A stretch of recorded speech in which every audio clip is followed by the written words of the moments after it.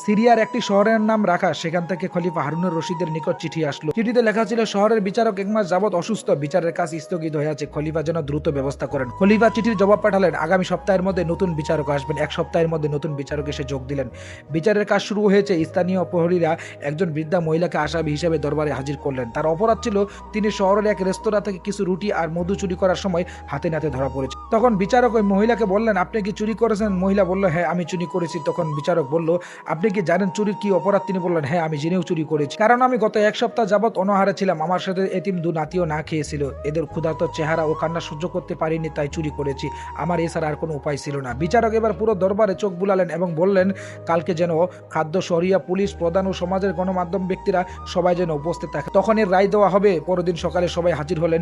বিচারক যথাসময় উপস্থিত হয়ে রায় ঘোষণা করলেন। বৃদ্ধ মহিলার চুরির অপরাধ প্রমাণিত হওয়ায় 50টি চাবুক, 500 দিনার রূপ মুদ্রা আর অনাদায়ে 1 বছরের কারাদণ্ড দেওয়া করা হলো। তবে অকপটে সত্য বলার কারণে হাত কাটা মাফ করা হলো। বিচারক পরিকা চাবুক আনানোর নির্দেশ দিয়ে নিচে নেমে ওই বৃদ্ধার মহিলার পাশাপাশি দাঁড়ালেন। বিচারক বললেন, যে নগরে এক ক্ষুধার যন্ত্রণায় চুরি করতে বাধ্য হয়, সেখানে তো সবচেয়ে বড় অপরাধী সে দেশের খলিফা, আর আমি এসেছি খলিফার প্রতিনিধি হয়ে।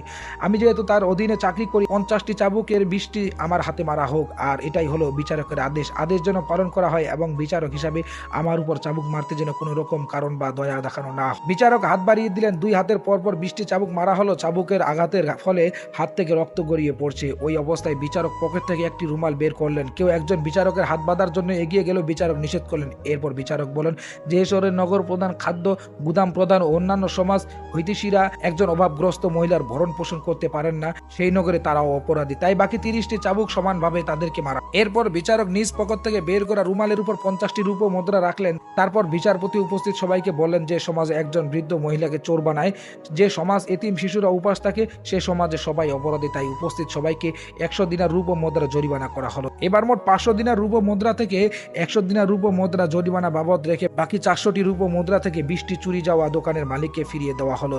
বাকি 380টি রূপ মুদ্রা বৃদ্ধা মহিলাকে দিয়ে বলেন, এগুলো আপনার ভরণ পোষণের জন্য, আর আগামী মাসে আপনি খলিফা হারুনের রশিদের দরবারে আসবেন। খলিফা হারুনের রশিদ আপনার কাছে ক্ষমা প্রার্থী। 1 মাস পরে বৃদ্ধা খলিফার দরবারে গিয়ে দেখেন খলিফার আসনে বসা লোকটিকে চেনা চেনা মনে হচ্ছে। মহিলা ভয়ে ভয়ে খলিফার আসনের দিকে এগিয়ে যান। কাছে গিয়ে বুঝতে পারেন লোকটি সেদিনের সেই বিচারক। খলিফা চেয়ার থেকে নেমে এসে বললেন, আপনাকে ও আপনার এতিম 2 নাতিকে উপাস রাখার জন্য সেদিন বিচারক হিসেবে ক্ষমা চেয়েছিলাম।